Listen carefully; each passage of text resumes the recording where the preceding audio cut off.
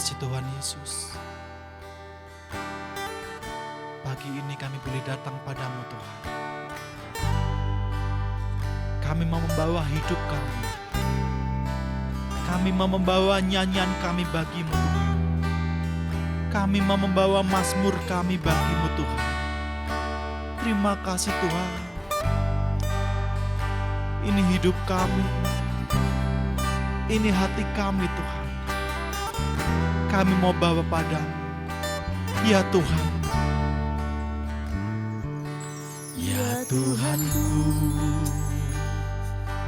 aku hendak bernyanyi bagimu selama ku hidup. Ya Allahku,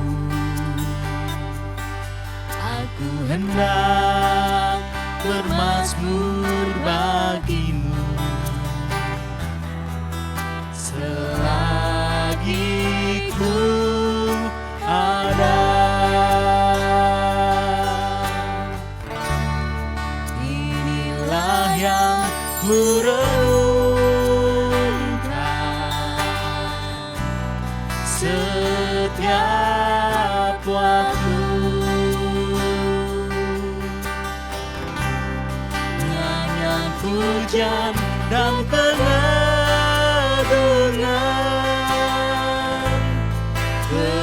kepadamu.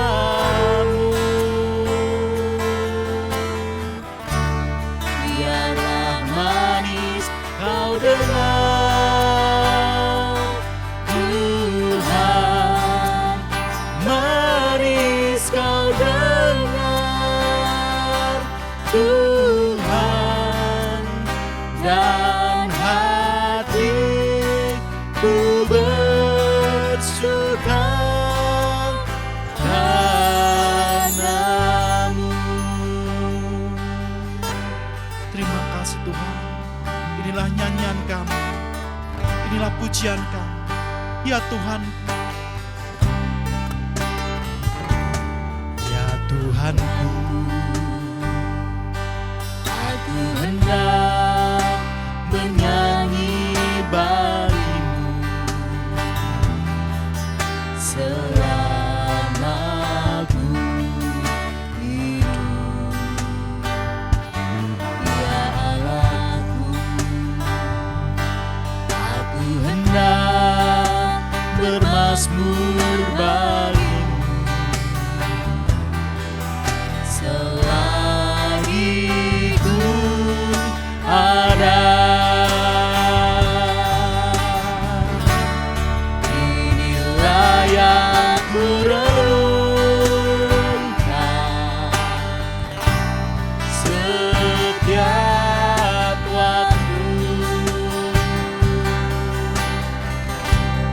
Nyanyian pujian dan pengagungan kepadamu.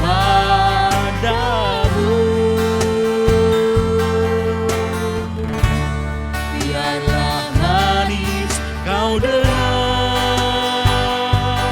Tuhan, manis kau dengar, Tuhan, dan hatiku bersuka padamu. Inilah yang kami renungkan Tuhan. Inilah yang ku renungkan di setiap waktu kami Tuhan. Waktu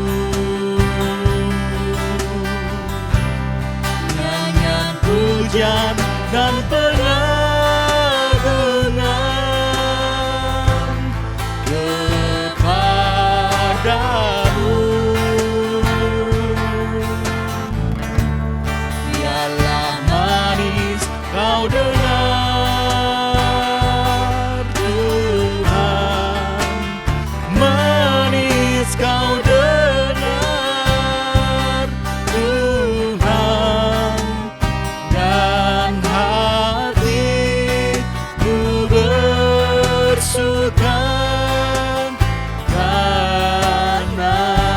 Dan inilah yang ku renungkan Tuhan, ku renungkan setiap waktu. Nyanyian pujian dan pengagungan kepadamu.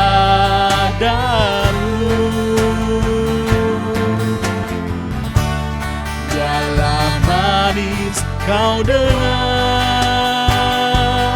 Tuhan, manis kau dengar Tuhan, dan hatiku bersuka karenamu, dan hatiku bersuka, hatiku bersuka karenamu. Hati kami bersuka Tuhan, dan hatiku bersuka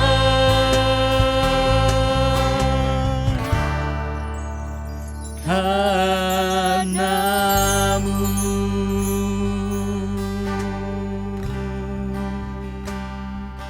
Terima kasih Yesus, hati kami bersuka oleh karena-Mu, oleh kebaikan-Mu Tuhan. Kami mau menikmati hadirat-Mu, bernyanyi bagi-Mu, bermazmur bagi-Mu. Terima kasih Yesus, terima kasih ya Roh Kudus. Kami datang padamu, membawa hidup kami, membawa sembah kami bagi-Mu.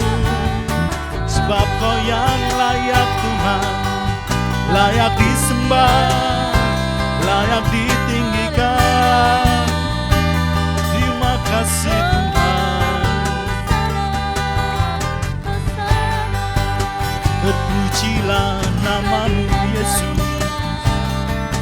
Kau sungguh baik, ajaib segala rancangan-Mu, ajaib Kau Tuhan. Terima kasih Tuhan, inilah ucapan syukur kami, rasa syukur kami padamu Tuhan. Kami bersyukur, kami mau selalu bermazmur bagi-Mu Yesus, bagi-Mu Tuhan.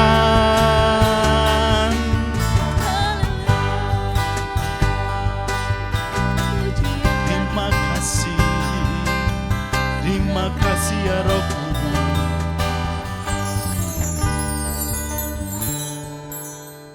Terima kasih Tuhan,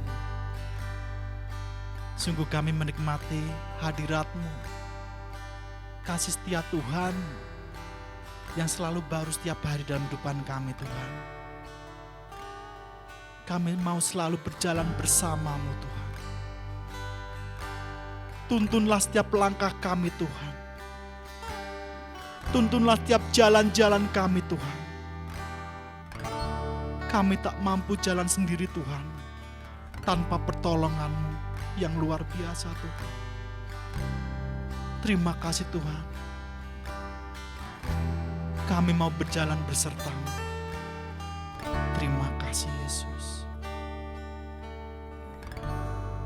Bila Engkau tak besertaku,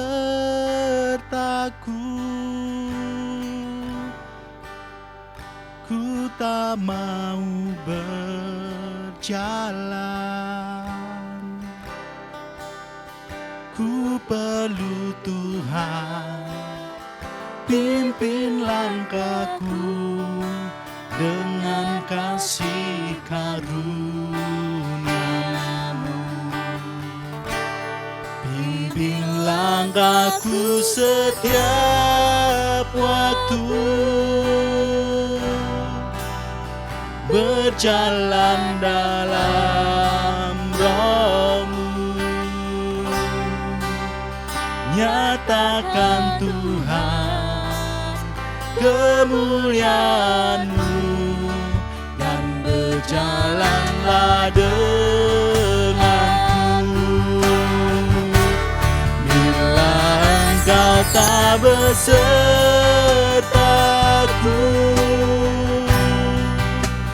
ku tak mau berjalan. Ku perlu Tuhan, pimpin langkahku dengan kasih karunia-Mu. Pimpin langkahku setiap waktu, berjalan dalam Roh-Mu. Nyatakan Tuhan kemuliaan-Mu, dan berjalanlah denganku. Bila Engkau tak besertaku,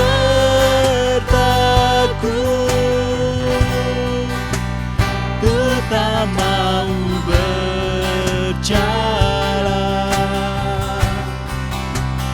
Ku perlu Tuhan, pimpin langkahku dengan kasih karunia-Mu.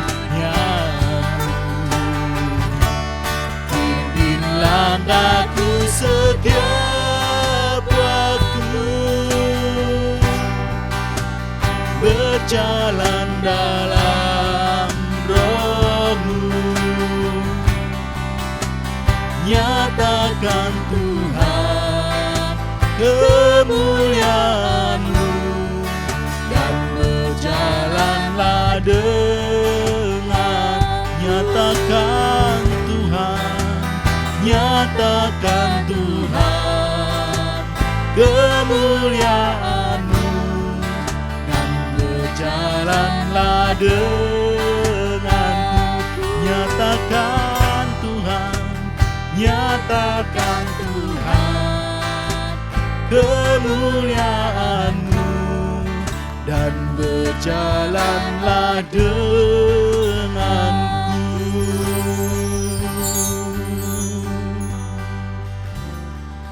Terima kasih Tuhan Yesus, terima kasih Roh Kudus. Saat ini Tuhan, kami mau bawa setiap pujian kami, penyembahan kami ke dalam tangan kasih kuasa Tuhan. Kami siap bersorak-sorai memuji, memuliakan nama Tuhan. Di dalam nama Tuhan Yesus kami berdoa bersyukur, haleluya, amin. Luar biasa kasih Tuhan, apa yang tak pernah dilihat oleh mata, tak pernah didengar oleh telinga, itu yang Tuhan sediakan bagi kita semuanya. Amin saudara, haleluya.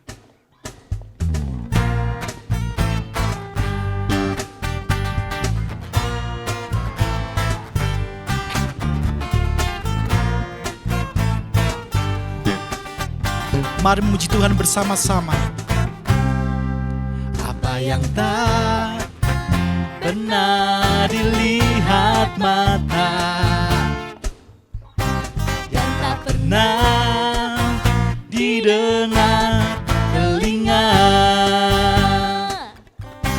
yang tak pernah timbul di dalam hati, semua disediakannya bagi yang mengasihi Dia. Allah sanggup melakukan segala perkara, dulu, sekarang, dan selamanya. Kuasa-Nya tidak berubah. Allah sanggup melakukan segala perkara, dulu, sekarang, dan selamanya. Kuasa-Nya tak berubah. Haleluya. apa yang tak pernah dilihat mata, yang tak pernah didengar telinga, yang tak pernah nah timbul di dalam hati, semua disediakannya bagi yang mengasihi Dia. Allah sanggup melakukan segala perkara, dulu, sekarang, dan selamanya. Kuasanya tidak berubah. Allah sanggup melakukan segala perkara, dulu, sekarang, dan selamanya. Kuasanya tak berubah. Allah sanggup melakukan segala perkara, dulu, sekarang, dan selamanya. Kuasanya tidak berubah. Allah sanggup melakukan segala perkara, dulu, sekarang, dan selamanya. Kuasanya tak berubah, dulu, sekarang, dan selamanya. Kuasanya tak berubah, dulu, sekarang, dan selamanya. Kuasanya tak berubah. Amin. Puji nama Tuhan. Mari kita masuk ke tahta kudus-Nya. Kita masuk hadirat Tuhan lebih lagi, karena kita percaya di dalam hadirat Tuhan ada kuasa, di dalam hadirat Tuhan ada kelepasan, dan di dalam hadirat Tuhan, Tuhan sediakan kemenangan bagi setiap kita. Haleluya Tuhan Yesus.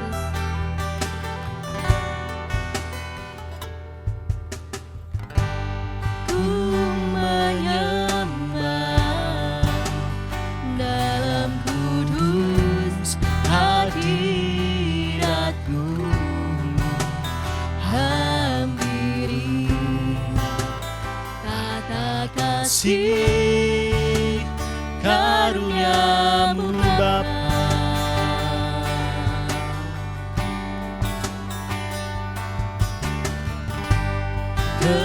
kekuatanku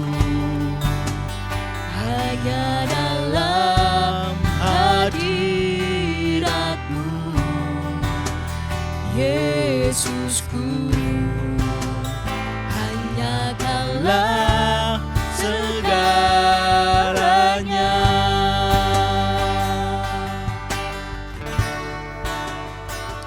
Ku yakin Kau hadir di sini.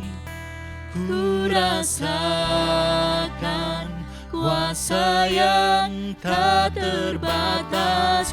Ku yakin Kau nyata di sini. Kemenangan terjadi di sini.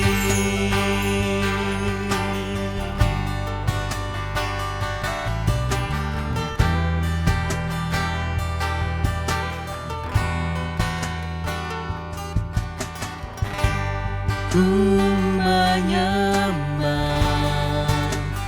dalam kudus hadirat-Mu, hampiri tata kasih karunia-Mu Bapa.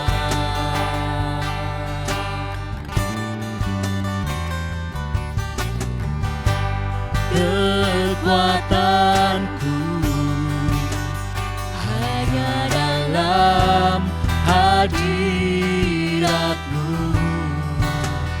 Yesusku. dalam segalanya.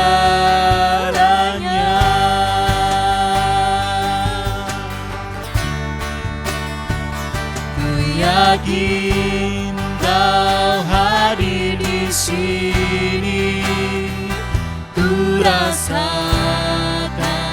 kuasa yang tak terbatas.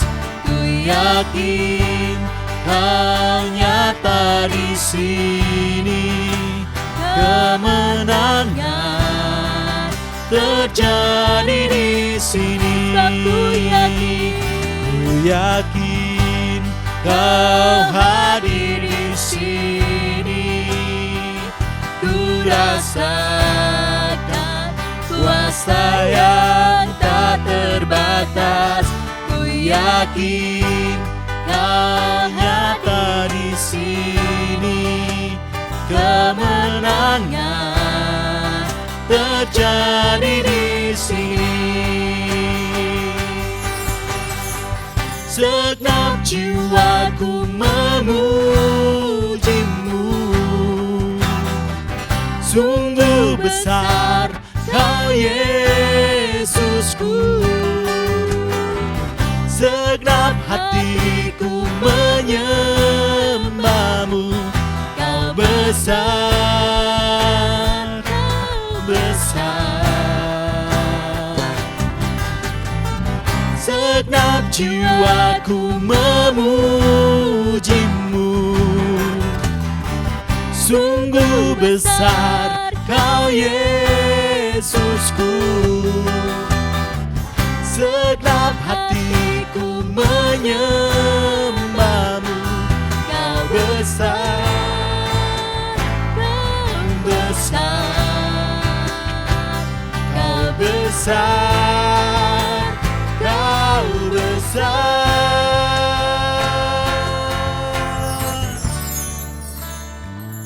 Ku yakin Kau hadir di sini, ku rasakan kuasa yang tak terbatas.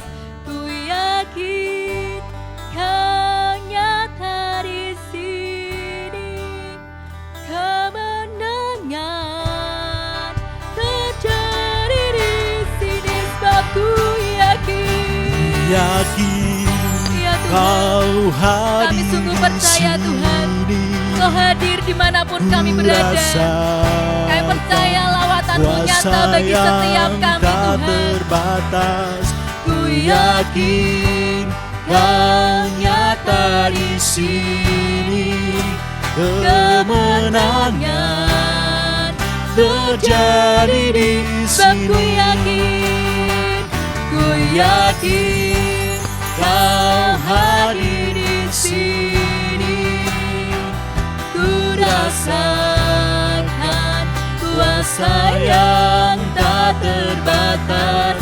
Ku yakin Kau nyata di sini, kemenangan terjadi di sini. Kesembuhan terjadi di sini. Kelepasan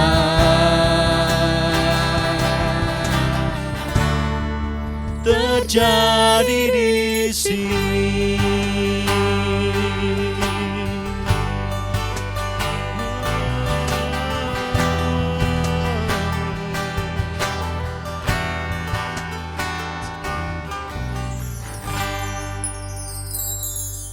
Shalom Bapak Ibu, puji Tuhan kembali kita boleh bertemu walaupun tidak tatap muka tapi lewat online. Saya bersyukur karena masih bisa melayani pekerjaan Tuhan sampai hari ini. Sebab kita tidak tahu kapan kita dipanggil.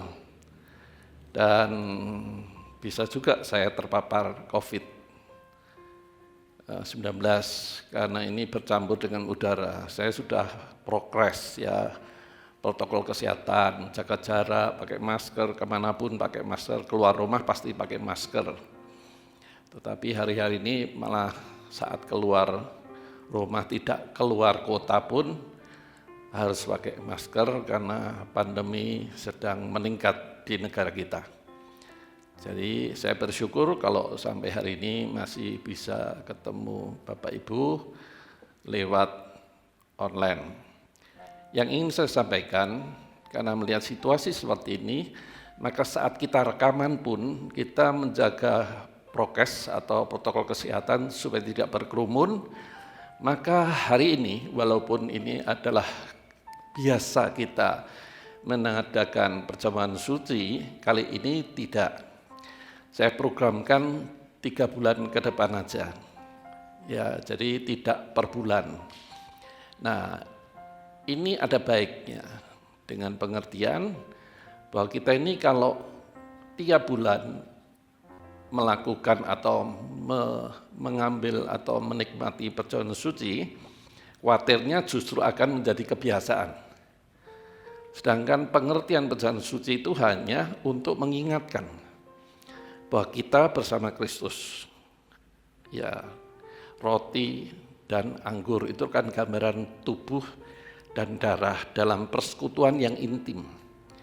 Tetapi kalau rutinitas, kita bisa menjadi sepertinya kebiasaan. Nah, itu salah satu untungnya. Jadi ini menghilangkan kebiasaan. Tetapi yang penting kita akan tetap menjaga hubungan dengan Tuhan. Artinya walaupun tidak melakukan perjamuan kudus atau perjamuan suci, kita tetap intim, percaya Tuhan ada di dalam kita dan Tuhan tidak pernah meninggalkan kita sendirian. Amin. Ya, jadi minggu ini kita tidak mengadakan atau melakukan perjamuan suci. Ya, baik, mari kita awali terlebih dahulu dengan doa. Bapak Surgawi, terima kasih untuk kesempatan ini. Kembali kami boleh bersuah dengan jemaat-Mu, domba-domba-Mu, umat pilihan Allah dan adalah biji mata-Mu. Kami juga bersyukur karena tubuh kami sehat sehingga kami boleh menyampaikan isi hati Tuhan dengan tubuh yang sehat. Kami percaya ada urapan, ada hadirat Allah saat kami fokus untuk mendengar firman-Mu. Dan kami percaya hadirat Allah itulah yang membuat kami makin mengenal siapakah Engkau, Allah yang Maha Kuasa, Maha Besar yang tidak terbatas kasih dan kuasanya. Dan Allah yang tidak terbatas kasih kuasanya adalah Allah yang setia, yang sekali-kali tidak pernah meninggalkan kami sendirian di dalam pergumulan dalam perjalanan hidup, khususnya di tengah pandemi ini. Biarlah lewat kebenaran firman yang kami terima berdasarkan firman-Mu, kami makin mengenal Engkau, akan kebesaran-Mu, akan kasih-Mu, akan kuasa-Mu, akan kesetiaan-Mu, artinya konsistensi-Mu di dalam menggenapi setiap kebenaran firman-Mu. Oleh sebab itu ya Tuhan, berfirmanlah sebab kami siap menerimanya dan tentunya dengan penuh ucapan syukur di dalam nama Tuhan Yesus kami menerima kebenaran firman. Amin. Baik Bapak Ibu, tema kali ini adalah mengenal Tuhan dengan benar. Setelah saya menyampaikan jangan takut di minggu ketiga dan minggu keempat, Mbak Ani meneruskan dengan pertanyaan, mengapa saya harus takut? Nah, tentunya memang dasar ayatnya sama. Bapak Ibu perlu tahu firman Tuhan itu berkembang, namanya firman itu hidup. Kalau Alkitab ini aksara, mati, tapi firman itu hidup.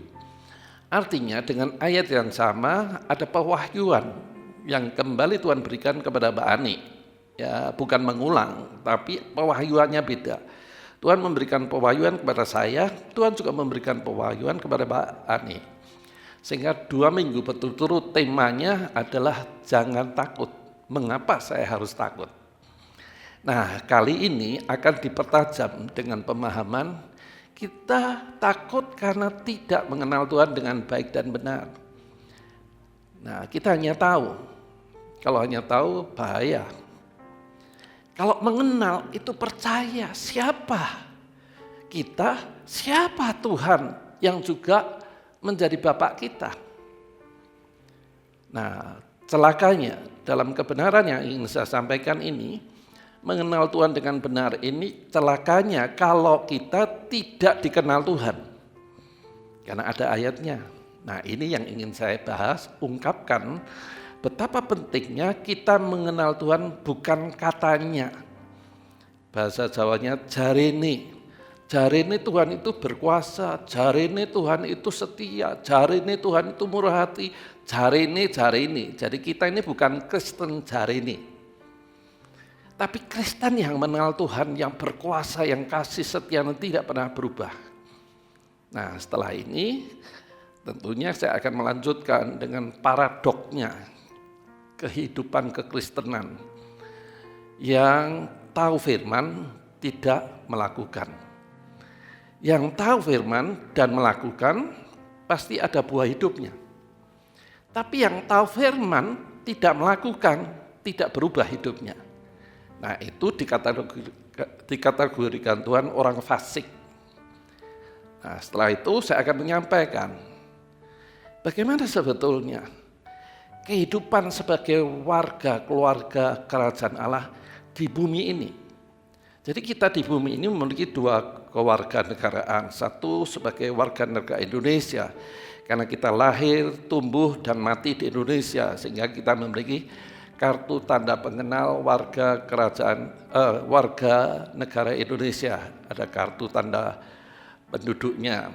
Nah, tetapi di sisi lain secara rohani kita ini warga kerajaan Allah. Nah, warga kerajaan Allah itu definisinya itu saat kita di bumi sudah merasakan.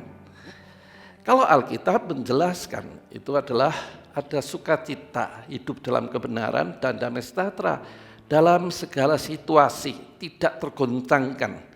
Nah, dalam situasi seperti ini kan banyak anak Tuhan tergoncangkan, bingung, kayaknya tidak ada siapa-siapa, merasa sendirian menghadapi kasus dan pergumulan hidupnya.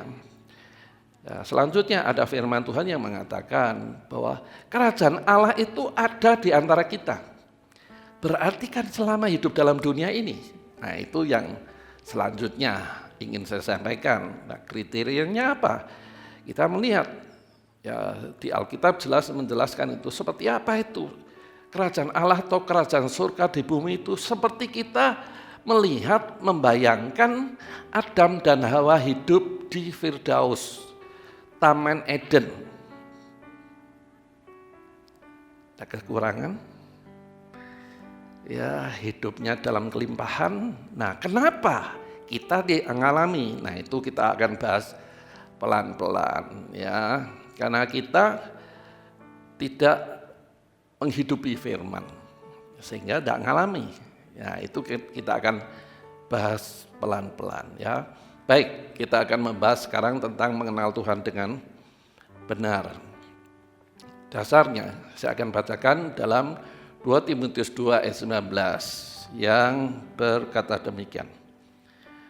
Tetapi dasar yang diletakkan Allah itu teguh dan meterainya ialah Tuhan mengenal siapa kepunyaannya. Ya, dengan tanda seru. Tuhan mengenal siapa kepunyaannya. Dan penekanan selanjutnya, setiap orang yang menyebut nama Tuhan hendaklah ia meninggalkan kejahatan. Ya, simpel kan? Mari kita bahas bersama. Apa bahayanya kalau kita tidak mengenal Tuhan dengan benar?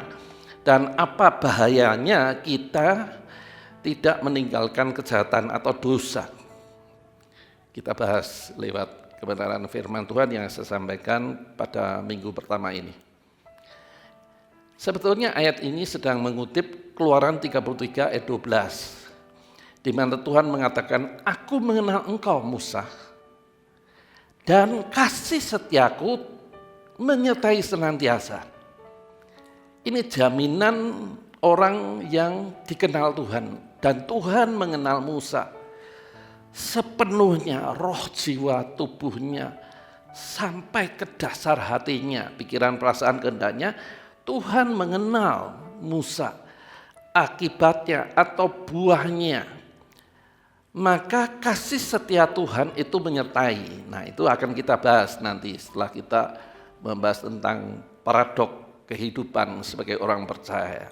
Ya, paradok itu perbedaan, ya, sebab Alkitab sudah menjelaskan itu. Nanti kita bahas setelah ini, ya, minggu ketiga akan kita bahas di bulan Agustus ini. Ya, nah kita fokus saja. Jadi kalau kita mengenal Tuhan dengan baik dan benar, maka Tuhan pun mengenal kita dengan baik dan benar sampai kedalaman hati kita. Nah, buahnya apa? Tuhan akan menyertai di dalam kasih karunia-Nya, anugerah dan berkat-Nya yang tadi saya sebutkan, seperti di Taman Eden, tidak pernah kekurangan apapun. Masalahnya kenapa? Nah, itu akan kita bahas di khotbah berikutnya.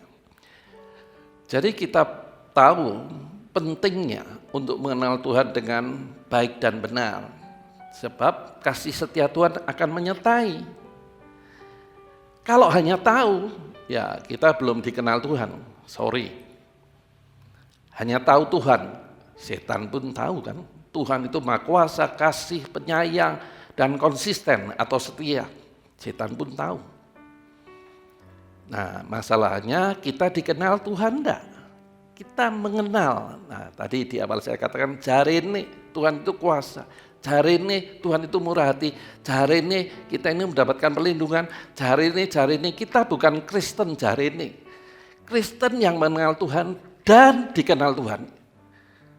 Nah, ini yang penting kita pahami. Itulah sebabnya saya sampaikan kali ini.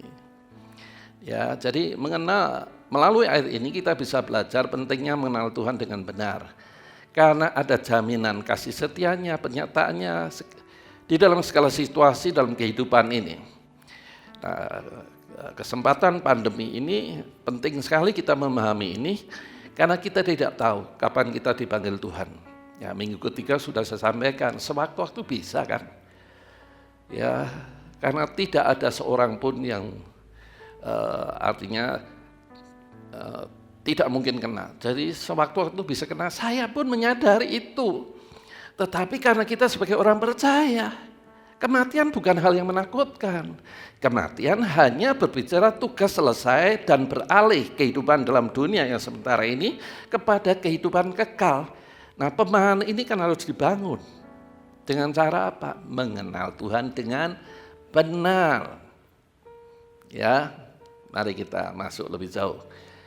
Mengenal Tuhan dengan benar itu bisa ditandai lewat firman Tuhan yang tertulis dalam Yohanes pasal 10 ayat 27 yang mengatakan, domba-dombaku mendengarkan suaraku, aku mengenal mereka dan mereka mengikut aku. Nah, di sini kita melihat, ya, domba-dombaku mendengar suaraku. Suara Tuhan apa ini? Firman. Jadi bukan hanya membaca firman, tapi melakukan. Itu artinya nganut, mengikuti apa yang menjadi kehendak Tuhan. Ya, contoh kalau kita kategorikan atau digambarkan seperti domba, domba itu selalu mengikuti jejak-jejak gembalanya, bukan kambing. Kalau kambing itu, waduh, nah itu yang akan kita bahas, perbedaan tentang domba dan kambing itu nanti berapa waktu yang akan datang. Jadi domba ini selalu berkerumun, gerombolan, tidak ada domba berjalan sendiri, itu tidak ada. Sejarah di negara manapun sama. Nah, itulah sebabnya Tuhan menggambarkan domba. Nah, sebagai domba itu ada persekutuan, ya, punya komunitas sesama domba tentunya. Dan walaupun berkomunitas, tapi selalu mengikuti jejak gembalanya. Jadi kalau kita melihat Yohanes 10 ayat 27 ini, kriteria domba Tuhan, bukan kambing, adalah mendengar suara Tuhan. Artinya membaca, merenungkan, melakukan. Ya, kalau lebih mudah lagi, mendengar khotbah, melakukan, ya, menerima. Nah, itulah sebabnya Beberapa waktu yang lalu saya mengatakan kalau kita mendengar khotbah serius, ingin mendapatkan solusi, ingin mendapatkan jawaban, pasti khotbahnya kita catat, ayatnya kita catat.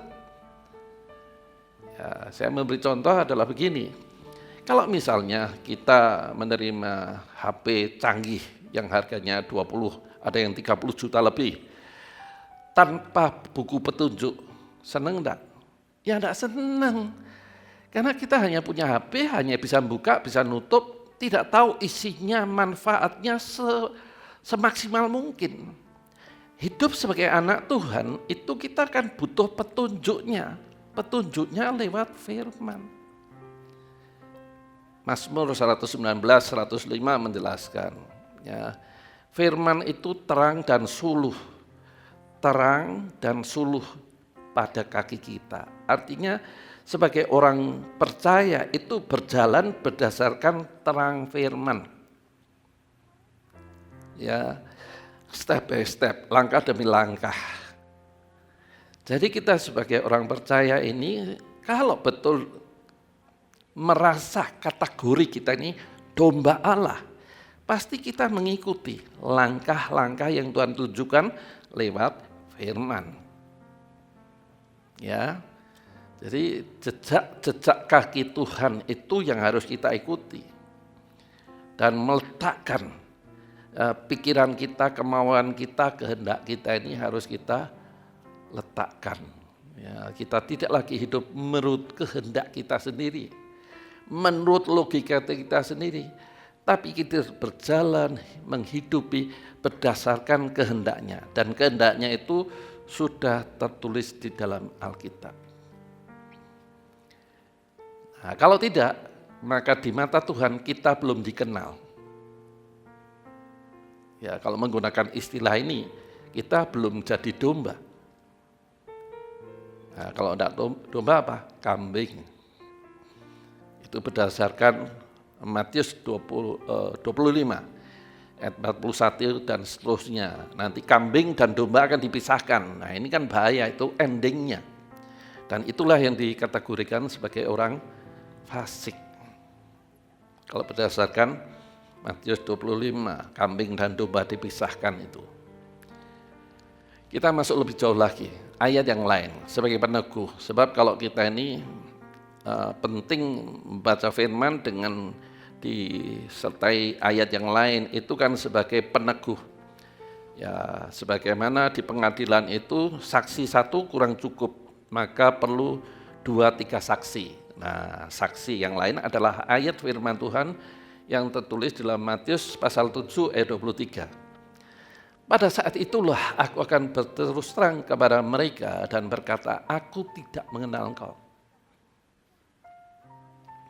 Matius 7 ayat 23. Dan kalimat yang mengerikan selanjutnya di Matius 7 ayat 23 itu mengatakan, enyahlah daripadaku kamu sekalian pembuat kejahatan. Nanti kita bahas itu, kejahatan dalam wujud apa. Dan itu akan bersambung terus, ya, supaya kita ini tidak terlalu banyak informasi tanpa penjelasan. Jadi saya pelan-pelan, tujuannya bukan tidak mau mengeluarkan semua, tidak. Maksudnya supaya kita ini berjalan step by step, langkah demi langkah, tidak terlalu banyak informasi membuat kita pusing. Ya, jadi ayat ini sebagai peneguh dari 2 Timotius 2 ayat 19 itu, aku tidak mengenal engkau. Waduh, ini kan bahaya. Bahayanya apa? Sepronosprini, sekian tahun lamanya menjadi pengikut Kristus, tapi Tuhan sendiri mengatakan tidak mengenal engkau. Kenapa? Pembuat kejahatan. Nah, kejahatan ini dalam wujud apa? Nanti saya akan memberikan contoh-contohnya.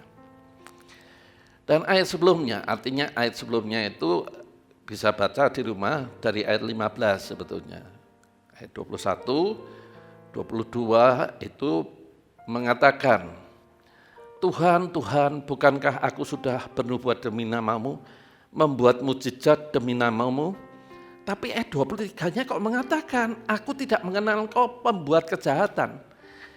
Berarti Tuhan itu tidak melihat aktivitas, kegiatan. Misalnya ini, saya sebagai pengkhotbah, tadi worship leader, pemain musik, itu kan aktivitas. Tetapi Tuhan melihat bukan aktivitasnya, tetapi yang Tuhan lihat buah hidupnya. Itulah yang sebabnya kita harus tahu, dan saya membahas ini. Kita harus mengenal Tuhan dengan benar, sebab kalau hanya aktivitas tidak ada upahnya, bahkan dikatakan pembuat kejahatan. Ya, ayat 21, 22-nya mengatakan, Tuhan, Tuhan, bukankah aku bernubuat demi namamu, membuat mukjizat demi namamu? Nah, saya pernah membahas itu. Bernubuat itu mengatakan, Tuhan akan memberkati engkau, sebagaimana tertulis, itu nubuat. Tetapi di mata Tuhan itu nubuat. Kamu hanya mengutip aja ayat yang tulis dalam Alkitab, tapi hidupmu itu tidak menjadi berkat. Nah, itu yang disebut Tuhan pembuat kejahatan. Belajar Alkitab itu harus supaya punya pegangan. Dasar yang benar itu apa? Firman Alkitab. Harus. Ya, kalau tidak bisa baca Pak, ya mendengarkan khotbah sama saja. Ya. Jadi Tuhan tidak mengenal karena Tuhan melihat bukan aktivitas.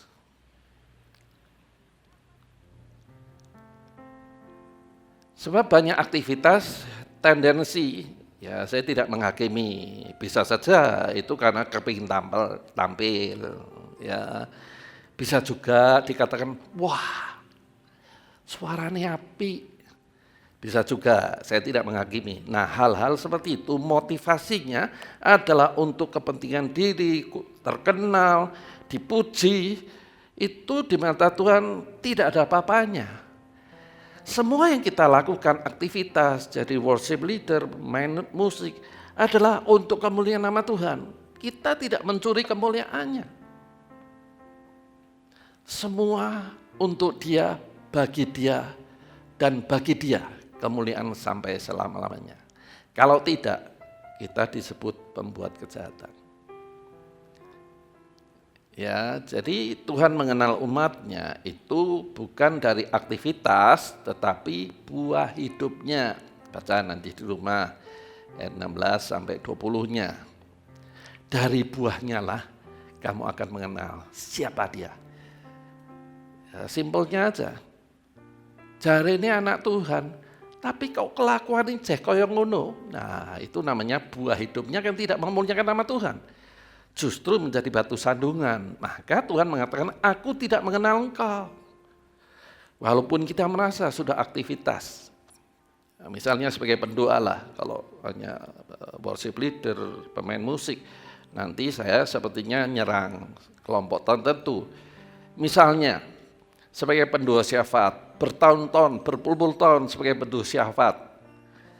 Tetapi apakah melakukan firman yang lain? Atau hanya aktivitasnya sebagai pendoa? Sehingga selalu mengatakan, wah ini sudah jam saya berdoa. Jadi sorry, saya akan meninggalkan pertemuan ini karena saya harus berdoa. Hebat ya pendoa syafaat. Itu baru kamu lakukan? Enggak, sudah 50 tahun. Tapi buah hidupnya tidak ada, ya sama, Tuhan tidak mengenal. Jadi yang Tuhan kenal itu buah hidup dari mengikuti jejaknya, mengikuti firman-Nya. Itu yang Tuhan kenal. Nah, ini harus kita pahami, karena saya sedang membahas kategori mengenal Tuhan dengan benar itu apa. Ya, buah hidupnya. Jadi bahasa Jawanya sederhana. Seprono sprene dadi wong Kristen diono kok uripe jeh padha wae. Kelakuane jeh kok ngono, malah luwih becik wong ora Kristen timbang wong Kristen. Itu jadi batu sandungan. Itu artinya buah hidupnya itu tidak jadi berkat, tapi justru memalukan nama Tuhan. Batu sandungan itu maksudnya seperti itu. Jadi betapa pentingnya kita mengenal Tuhan dengan benar. Amin. Nah, kita melihat bagaimana mengenal Tuhan dengan benar.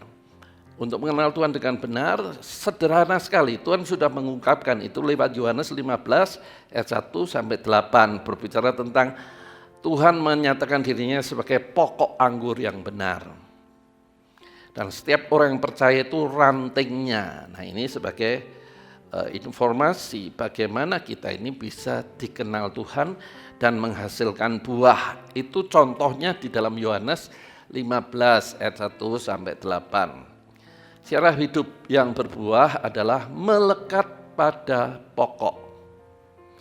Jadi melekat pada pokok.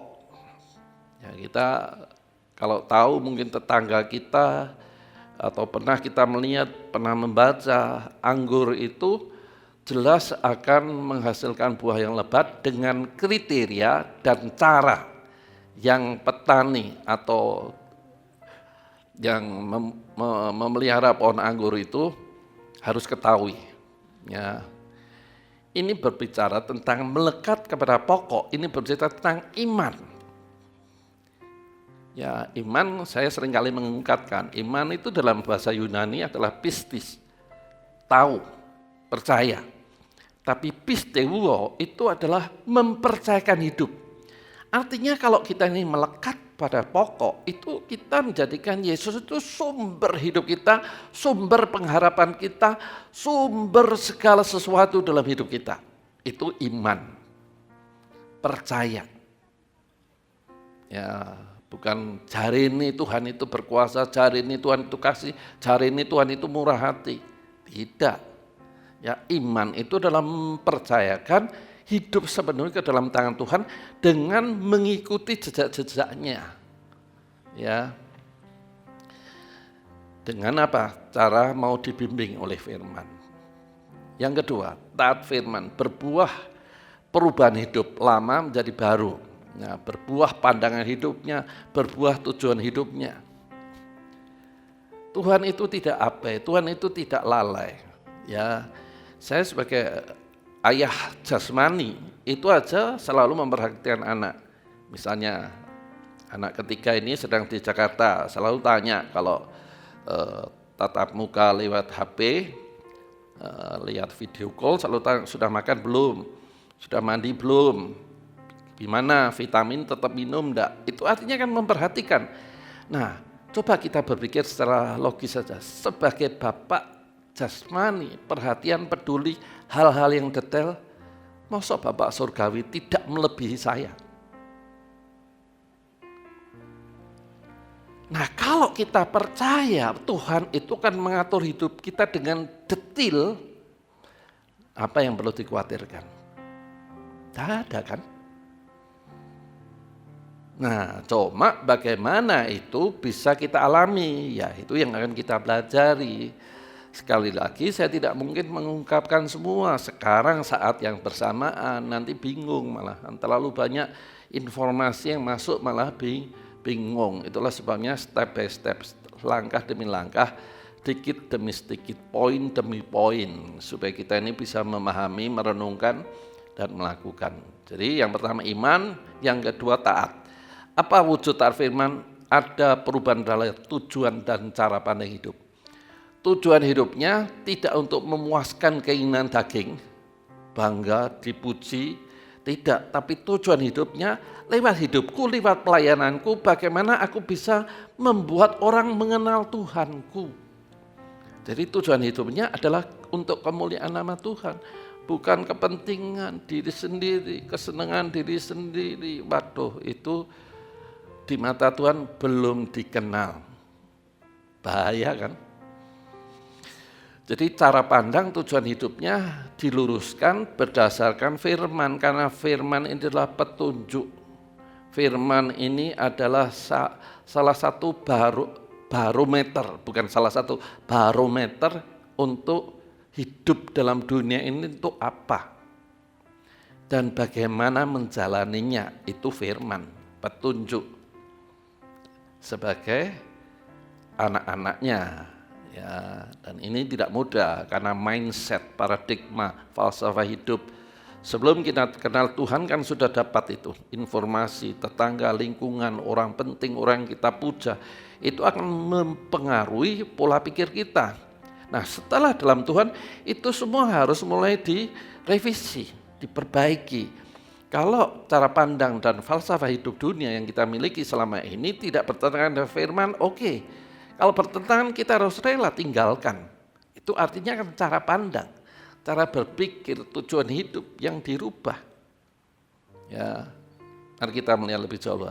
Kemudian memelihara firman, ya diwujudkan gaya hidup yang selaras firman, ya terikat dalam persekutuan tubuh Kristus. Ya, kita ini tidak bisa individualistis.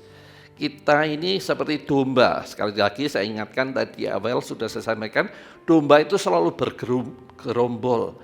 Artinya kita ini harus saling memperhatikan, saling mendoakan. Jangan kalau kita susah orang lain minta mendoakan kita, tapi kita sendiri tidak pernah mendoakan orang lain.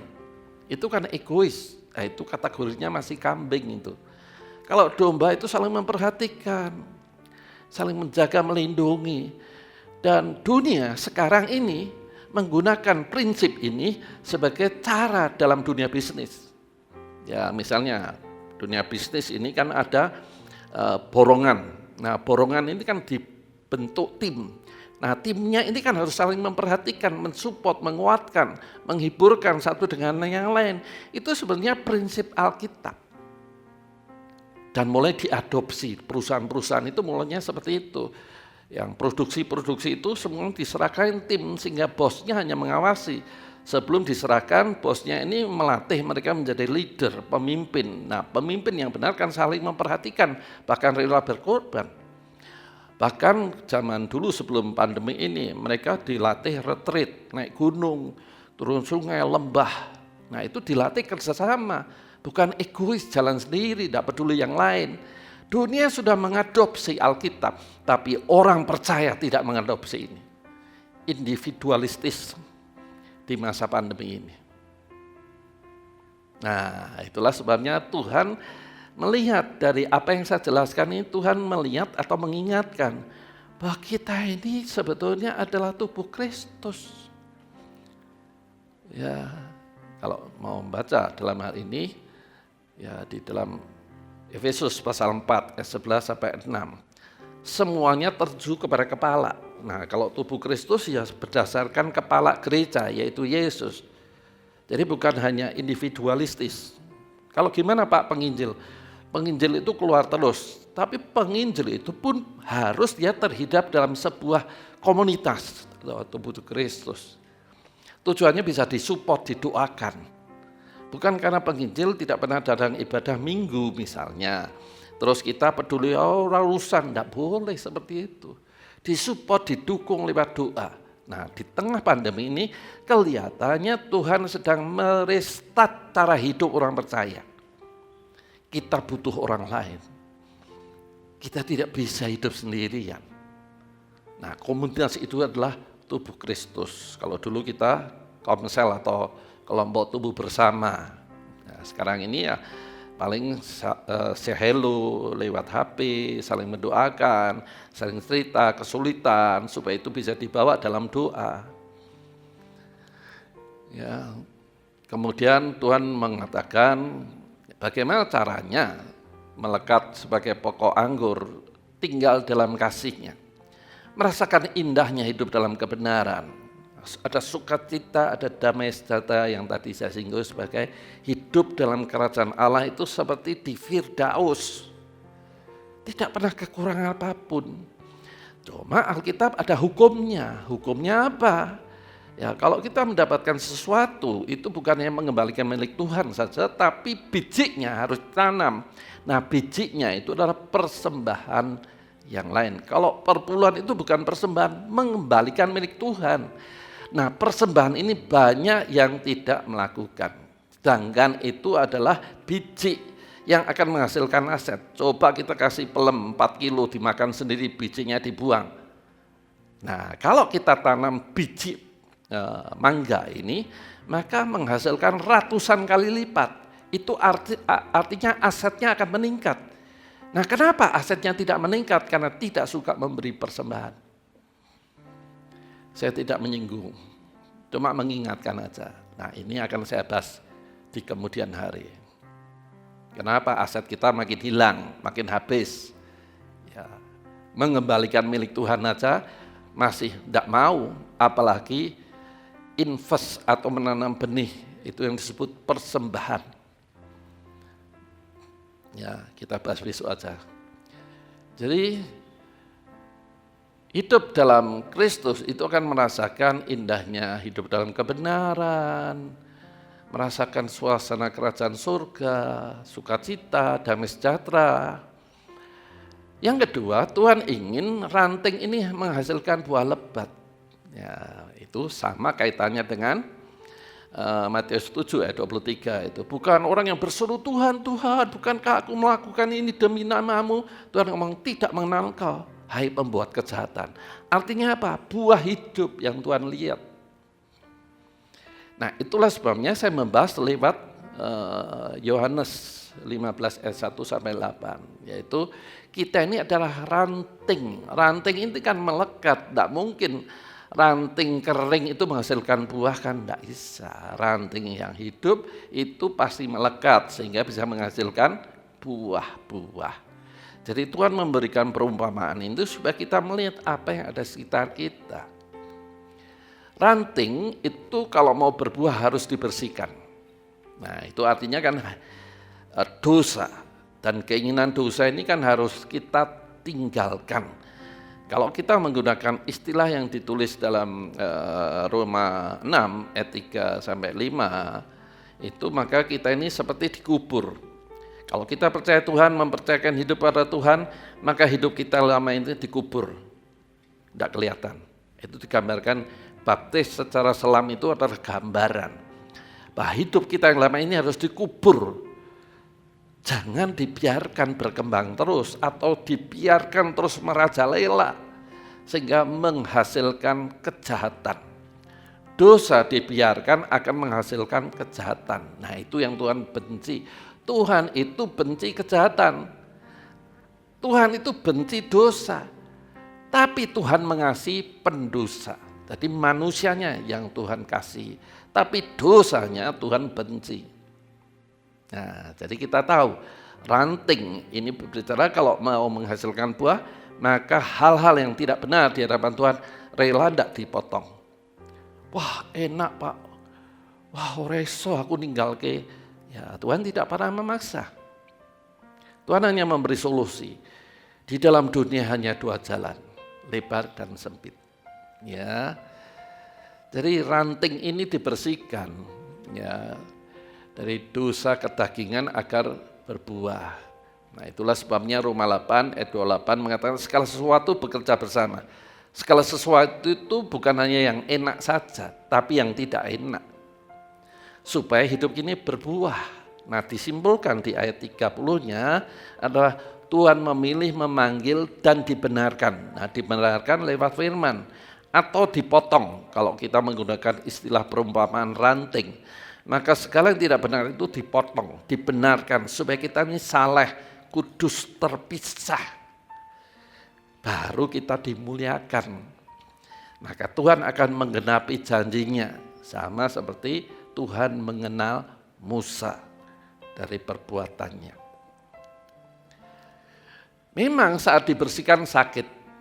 Ya, kedagingan kalau dikubur ya sakit. Ya, kebiasaan hal-hal yang buruk dipotong itu ya sakit. Ya, tapi itulah langkah untuk menjadi murid Tuhan. Untuk menjadi anak Tuhan, yang lama harus dikuburkan, yang lama harus berlalu, dan yang baru bisa muncul. Jadi kalau yang lama tidak dibuang, maka yang baru, hidup baru sebagai manusia ciptaan baru tidak akan nampak. Ya. Matius 16 ayat 24 itu sangat jelas menjelaskan. Barang siapa mau menjadi pengikutku, dia harus pikul salib tiap hari. Nah, pikul salib itu bukan seperti ini. Ya, pikul salib itu bukan. Artinya ada mengingat. Nah, bagaimana Pak supaya bisa mengingat jangan melakukan dosa? Bukankah firman Tuhan mengatakan dalam Galatia 5 ayat 22, salah satu buah roh, salah satu buah ketaatan melakukan firman itu adalah penguasaan diri. Bapak Ibu enggak tahu ya, aduh saya mau cerita detail enggak enak. saya ini kan namanya hamba Tuhan, itu biasa dimanfaatkan. Ya, tetapi kalau tidak ada penguasaan diri, ya saya bisa marah. Ya, kenapa? Karena mau memanfaatkan. Mana kasihnya Pak? Sudah tahu kan saya kurang seperti ini. Kenapa tidak memberikan uang? Saya butuh uang bayar ini, bayar ini. Bahkan listrik 3 bulan tidak bisa dibayar. Ya, tidak usah saya sebut namanya ya. Nah, kok ngapusi wong tua ya. Listrik sebulan aja tidak dibayar, dipateni. Mosok tolong sasi urung bayar kok ije urip, ini kan ngapusi kan. Nah, jadi dengan kalimat kasih itu adil. Jadi kasih itu bukan hanya memberi nyoh gitu, enggak adil. Gimana ketaatanmu? Gimana buah-buah hidupmu? Saya kan bisa melihat. Kalau buah hidupnya enggak ada, itu namanya saya sedang melakukan kejahatan di mana Tuhan. Karena semua berkat yang Tuhan berikan pada saya ini harus dimanfaatkan sebaik mungkin. Ya. Jadi berbicara tentang kehidupan ini memang kompleks memang. Tetapi kalau kita hidup dalam benar, maka kita bisa membedakan. Hidup dalam terang kita akan bisa membedakan mana hitam, mana putih. Simpel kan? Ya. Bahkan firman Tuhan dalam Yeremia 15 ayat 1 mengatakan, jangan berdoa untuk orang ini. Kalau itu misalnya Musa, saya akan mendengar suara Musa. Kalau itu Samuel, saya akan mendengar doa Samuel untuk dirinya. Kalau itu Ayub, aku akan mendengarkan doa Ayub untuk dirinya. Tapi untuk bangsa ini, kamu jangan berdoa. Tuhan yang ngomong gitu. Jadi Tuhan itu benci dosa sekali. Jadi kalau kita tidak meninggalkan dosa, kok suruh minta tolong Tuhan? Wah, manusia aja tidak bisa menolong karena tahu dosanya, karena kejahatannya. Manusia saja bisa melihat, mosok Tuhan tidak bisa melihat. Jadi betapa pentingnya kita mengenal Tuhan dengan benar, yang diwujudkan buah hidup dari ketaatan melakukan firman. Nah, tujuannya apa? Supaya berbuah. Tanpa itu tidak mungkin berbuah. Tuhan mengenal Musa sehingga kasih setianya menyertai. Otomatis kalau kita ini mengenal Tuhan, maka Tuhan pun mengenal kita. Otomatis kasih setianya juga akan Tuhan nampak. Tidak mungkin kekurangan. Hidupnya pasti berkelimpahan. Sebagaimana yang saya gambarkan, kita ini seperti hidup di Taman Eden. Bahasa Jawanya gemah lipah roh jinawi. Kalau tidak, something wrong. Ada sesuatu yang salah. Nah, yang salah itu Tuhan ingin membersihkan. Lewat apa? Firman. Lewat mendengarkan khotbah ini. Nah Pak, saya tidak tahu dosanya, ya berdoa. Tuhan terangi aku dengan rendah hati tentunya. Kalau orang tidak rendah hati hanya nuntut, ya Tuhan ngomong aja sambar beledek pun tidak akan mau mendengar. Karena tidak rendah hati, menganggap dirinya sudah benar, menganggap dirinya layak dibantu, layak ditolong. Itu menganggap dirinya itu adalah orang yang sangat perlu ditolong. Tapi Tuhan kan menolong, ada aturannya. Tadi saya katakan itu. Dalam Yeremia 15 ayat 1 itu.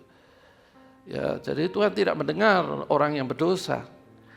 Bahkan kalau kita melihat dalam Matius 5, itu menjelaskan kamu harus berdamai dulu. Kalau tidak, maka kamu tidak akan menerima segala kasih karunia, maka dia hidupnya di luar pagar. Dan orang itu seperti dalam penjara. Matius 5 menjelaskan itu. Jadi kita ini sebagai anak Tuhan itu sebetulnya hidupnya mulia. Masalahnya kita ini mau taat dalam hidup jalan-jalannya atau tidak. Sebagai domba mengikuti jejak-jejak gembala enggak. Kalau enggak ya jangan nuntut Tuhan. Ya, karena Tuhan melihat buah hidup dari ketaatan. Jadi kita harus tahu buah hidup itu tidak diri sendiri. Saya akan mendapatkan persembahan dari jemaat. Ya, setelah dikumpulkan bendara membagi di ponto-ponto, saya kan dapat bagian. Nah, bagian saya ini tidak dinikmati sendiri, tapi saya gunakan untuk kepentingan kesejahteraan dan untuk kegiatan aktivitas kebutuhan gereja saat ini. Bapak Ibu melihat saya kenapa berdiri di sini, Kenapa? Karena di atasnya itu ada exhaust fan. 10, 16 sana juga 16. Bayangkan itu. 20 exhaust fan kita pasang. Dari mana itu? Apakah saya minta kepada jemaat? Kan enggak, ya keluar uang sendiri. Jadi jangan anggap buah itu dimakan sendiri, saya bagikan kepada orang. Ya, Bapak Ibu tahu aktivitas seperti itu butuh biaya besar. Ya, rekaman ini, alat-alatnya, saya kan tidak minta jemaat. Memang Natal saya minta, karena kita butuh alat itu. Setelah itu kan saya kurang ini, kurang itu kan tidak pernah minta. Dari mana? Ya persembahan jemaat yang diberikan pada saya itu saya berikan kembali untuk kepentingan itu. Itu artinya kita ini berbuah bukan dimakan sendiri. Buah kita ini dibagikan orang lain yang menikmati. Nah, saya cerita ini bukan kepengen dibelas kasihanin, enggak. Saya itu sudah mendapatkan belas kasihan Tuhan itu lebih dari cukup. Ya, tidak bisa muni-muni atau bicara terus lewat mimbar, lewat online ini. Nah, itu kan bangetan kalau seperti ini, seolah-olah saya hidup bergantung pada jemaat. Tidak, saya bergantung pada Tuhan. Nah, itu akan kita bahas. Kenapa persembahan jemaat merosot? Ya, itu karena tidak mau bijinya ditanam. Sehingga asetnya bukan makin bertambah, makin berkurang. Harus aset ini harus bertambah. Punya rumah satu harusnya punya rumah dua. Punya pabrik satu harusnya punya pabrik dua. Kenapa tidak bisa? Karena tidak pernah menanam biji. Dan mungkin juga tidak mengembalikan milik Tuhan persepuluhan itu. Nah, itu kita bahas nanti. Ya, ada dasar ayatnya. Ranting tidak diburu buah, lama-lama dipotong, dibuang, dan dibakar. Ini gambaran yang mengerikan bagi orang percaya yang tidak menghasilkan buah. Yakobus 2 ayat 17 sampai 26 jelas mengatakan, ya, manusia tanpa roh itu mati. Jadi iman atau pengetahuan tentang firman yang kita baca, yang kita dengar tidak dilakukan, pasti mati rohaninya. Dan jelas orang seperti itu tidak dikenal Tuhan. Ya memang di dalam dunia teologi ini kan ada dua kelompok besar, ya, yaitu Arminian dan Calvinis. Kalau Calvinis itu orang percaya itu sekali selamat pasti selamat. Nah, kalau orang percayanya itu tidak melakukan firman, ya pasti akan binasa, itu Arminian. Nah, ini memang teologi ini selalu bertolak belakang, tetapi saya berdasarkan firman sajalah.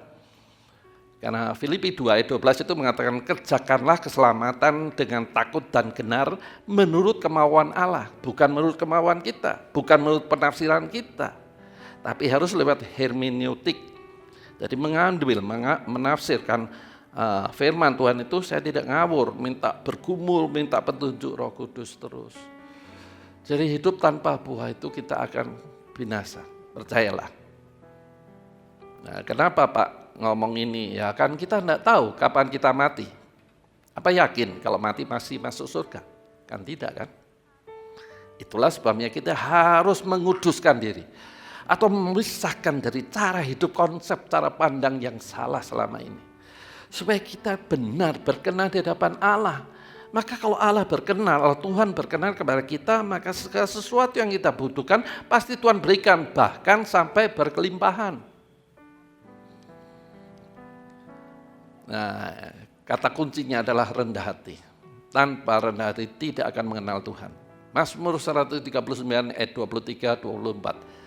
Selidikilah aku ya Tuhan, kenalilah hatiku, ujilah aku dan kenalilah pikiran-pikiranku.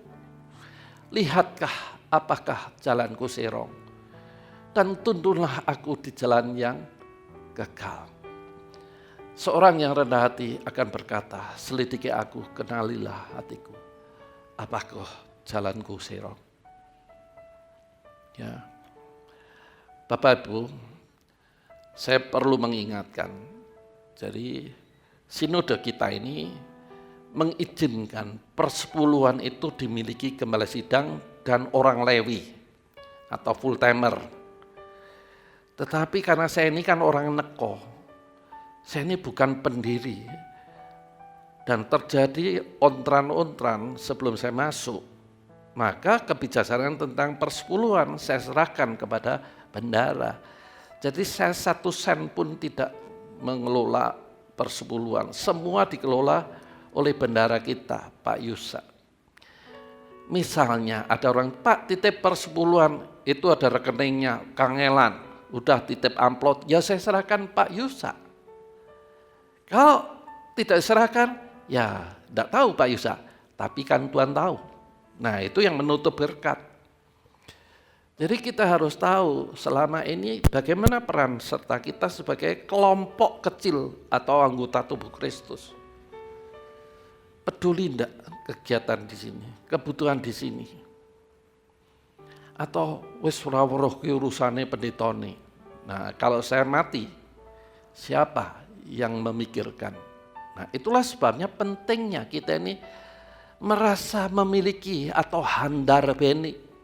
Bahwa inilah tubuhku, di mana aku hidup, di mana aku diberkati, di mana aku bisa mengenal Tuhan dengan baik dan benar, maka aku perlu memikirkan segala sesuatunya di sini. Bukannya memikirkan, juga mendoakan. Ya. Kerendahan hati itu menyadari kelemahan dan ketidakmampuan mengatasi dosa dan berkata, Tuhan, tuntun aku di jalan yang benar agar hidupku bisa menghasilkan buah-buah. Kalau orang tidak rendah hati itu taunya hanya nunjuk. Sedangkan kalau nunjuk itu jari 1, yang 3 kan masuk ke dalam. Nah ini orang yang tidak rendah hati tapi orang sombong, hanya melihat kelemahan orang lain. Tidak melihat, itulah sebabnya kita perlu rendah hati. Saat teduh saya selalu mengatakan, Tuhan selidiki aku. Ampuni aku kalau selama ini aku tidak baik kepada istriku. Ampuni aku kalau selama ini mungkin menyakiti hati jemaat dengan kata-kataku. Selalu saya berdoa minta Tuhan, ngomong sama Tuhan. Tentunya mengucap syukur karena adanya hari ini. Dilindungi dari pandemi selama 1,5 tahun. 1,5 tahun ini saya bisa seperti ini, salah satunya karena ada pagar kemuliaan Allah, hadirat Allah. Tanpa itu ya tidak tahu. Ya. Jadi mari kita mengenal Tuhan dengan benar dengan cara mengikuti jejak Tuhan, yaitu taat firman. Sudah Pak, saya sudah mengkhotbahkan, melakukan enggak? Kalau memahami firman dan melakukan, itu akan menghasilkan buah hidup. Ya, kebenaran, ya 2 Timotius 3, 16-17, kebenaran itu berguna untuk memberitahu dan mendidik supaya kita menghasilkan perbuatan-perbuatan yang selaras firman. Itu baru dikenal Tuhan. Karena hanya tahu belum dikenal Tuhan. Hanya rumongso tahu, menganggap sudah tahu, sudah mengenal Tuhan. Tapi kalau kita masih terikat dosa, Tuhan mengatakan, enyahlah aku tidak mengenal engkau. Matius 7 ayat 23. Ya, jadi ayat-ayat ini menjelaskan, mengingatkan pentingnya kita mengenal Tuhan dengan baik dan benar. Kesimpulannya, Mazmur 1 ayat 6. Sebab Tuhan mengenal jalan orang benar. Ya, tetapi jalan orang fasik pasti menuju kebinasaan. Orang percaya yang tidak rendah hati hanya tahu, punya pengetahuan saja, dikatakan orang fasik. Nah, akan saya bahas minggu berikutnya, ya, paradok atau kehidupan yang sangat bertentangan. Ya, jadi kita ini harus mengenal Tuhan dengan benar. Apa ukurannya? Buah hidupnya pasti menyenangkan hati Tuhan. Sebagai orang percaya atau domba yang baik, kita dikenal adalah karena mengikuti jejaknya atau menjadi pelaku firman. Jadi penting Alkitab. Kalau hanya sudah membaca Kejadian Wahyu, saya puluhan kali.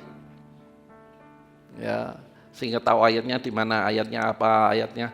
Tapi tidak itu kan, yang penting itu melakukan firman dan menafsirkannya tidak sangat subjektif, tapi objektif. Subjektif itu hanya firman untukku. Terima kasih Tuhan, di stabilo merah-merah. Terima kasih Tuhan, terima kasih. Tapi ini kan subjektif, hanya untukku. Firman Tuhan itu adalah untuk semua orang. Ketika saya menyiapkan khotbah seperti ini, Tuhan kan ngajar saya. Ngajar ini bukan 1-2 menit, berhari-hari direnungkan, disiapkan, dikoreksi lewat laptop, saya koreksi katanya, kalimatnya, penafsirannya, dan seterusnya. Jadi artinya firman ini kan harus direnungkan dan dilakukan, baru kita mengenal Tuhan dengan benar. Dan kalau kita mengenal Tuhan dengan benar, tidak ada alasan takut apapun. Ya, tidak ada alasan. Mati kena COVID, kalau diizinkan mati, ya sudah, pulang surga, tugas selesai. Tapi kalau tidak diizinkan mati, hanya sebagai sarana untuk kita istirahat, untuk merenungkan, mengevaluasi perjalanan hidup, ya pasti tetap hidup, ya tidak akan mati. Ya, jadi tidak ada alasan. Itulah sebabnya tidak ada alasan takut tentunya. Itulah sebabnya kita penting mengenal Tuhan dengan benar, supaya Tuhan juga mengenal kita. Tuhan mengenal siapa umatnya. Tuhan mengenal siapa anak-anaknya. Dari mana? Buah hidup. Buah hidup dihasilkan apa? Melakukan firman, bukan ngerti firman. Ya, seperti orang Farisi kan tahu kan? Ya, menyelidiki kitab para nabi, oh dia akan lahir di Bethlehem. Ketika ditanya Herodes, tahu kan? Tapi Tuhan Yesus datang apa? Salibkan. Jadi orang tahu firman itu tidak menjamin dia itu mengenal Tuhan. Oh, Tuhannya sendiri datang malah salibkan. Ini kan contoh sederhana kan. Jadi bukan pentingnya untuk membaca firman saja, tapi melakukan firman, menjadi pelaku firman. Dan ujung-ujungnya yang Tuhan lihat dari buahnya. Bagaimana buahnya ini melekat. Sebagaimana Tuhan pokok anggur, kita melekat. Dan pada waktu melekat, bagaimana supaya menghasilkan? Maka dipotong. Apa yang dipotong itu? Dosa, keinginan, atau falsafah, paradigma hidup kita yang tidak berkenan itu dipotong. Sakit, tetapi tujuan akhirnya supaya kita ini hidup bisa menghasilkan buah bagi kemuliaan namanya. Amin. Mari kita datang berdoa. Terima kasih Tuhan, kembali kami boleh diingatkan dan kami bersyukur karena kami boleh mendengar firman yang memberi penjelasan yang baik dan benar. Dan biarlah Tuhan tolong supaya kami bukan hanya menjadi pendengar firman yang baik dan benar, tapi juga kami boleh menjadi pelaku firman yang baik dan benar. Supaya kami boleh menghasilkan buah-buah yang bisa dinikmati orang lain. Sehingga nama Tuhan melalui hidup kami, nama Tuhan dimuliakan. Berkati jemaat-Mu di dalam setiap aktivitas kegiatan.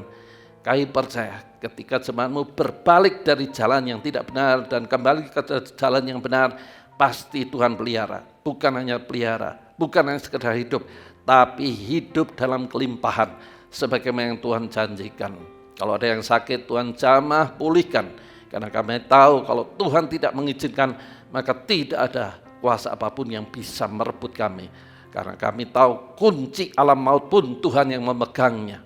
Itulah sebabnya Tuhan berkati jemaat-Mu, kuatkan jemaat-Mu, dan beritahu mereka bahwa kalau kami semua hidup di jalan yang benar, tidak ada apapun yang perlu ditakutkan, dikhawatirkan, sandang, pangan, papan, semua Tuhan sudah sediakan. Terima kasih Tuhan, kami terima firman-Mu dengan pengucapan syukur di dalam nama Tuhan Yesus. Amin. Bapak Ibu, kita dengarkan pengumuman. Pengumuman minggu ini adalah sebagai berikut.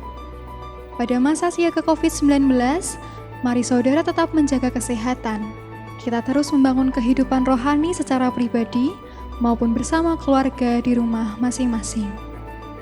Tetaplah berdoa untuk keluarga, gereja, kota, bangsa, dan negara kita. Meskipun ibadah kita laksanakan secara online, mari tetap memberikan persembahan seperti ketika kita beribadah setiap minggu di gereja. Persembahan dapat diserahkan kepada bendahara gereja, Bapak Yusak Hartono, melalui rekening atau dimasukkan ke kotak persembahan yang ada di gereja. Gereja buka setiap hari pukul 10 pagi sampai 3 sore. Demikian pengumuman minggu ini. Tuhan Yesus memberkati. Baik, mari Bapak Ibu angkat hati, angkat tangan, saya akan mendoakan Bapak Ibu. Tuhan, kami bersyukur, walaupun kami tidak mengikuti perjamuan kudus, tetapi kami boleh merasakan Engkau ada, bahkan selalu ada di dalam hidup kami. Engkau tidak pernah sekali-kali meninggalkan kami, hanya pola pikir kami yang perlu diperbaiki, bahwa Tuhan adalah Tuhan yang setia, yang tinggal memelihara, melindungi. Tuhan tidak mengizinkan bait sucinya, yaitu tubuh kami ini rusak binasa. Tetapi kalau kami mengalami sakit, walaupun itu COVID-19, kami tidak takut, karena Tuhan pasti akan menjaga, melindungi bait sucinya supaya tidak rusak dan tidak binasa. Oleh sebab itu Tuhan berkati jemaat-Mu yang sakit, supaya dia sadar, tubuhnya adalah bait sucinya. Gunakan tubuhnya bagi kemuliaan nama Tuhan. Pasti Tuhan pasti menjaga, melindunginya. Terima kasih Tuhan, biarlah firman-Mu tidak kembali dengan sia-sia, karena ditanam di tanah hati yang subur. Sekarang jemaat terimalah berkat dari Allah Bapa, kasih setia dari Tuhan Yesus, pimpinan pertolongan Roh Kudus, yang akan menyertai hidupmu sekarang sampai selama-lamanya. Di dalam nama Tuhan Yesus, terimalah berkat ini. Setiap kita yang percaya katakan, amin. Tuhan memberkati, sampai ketemu lagi.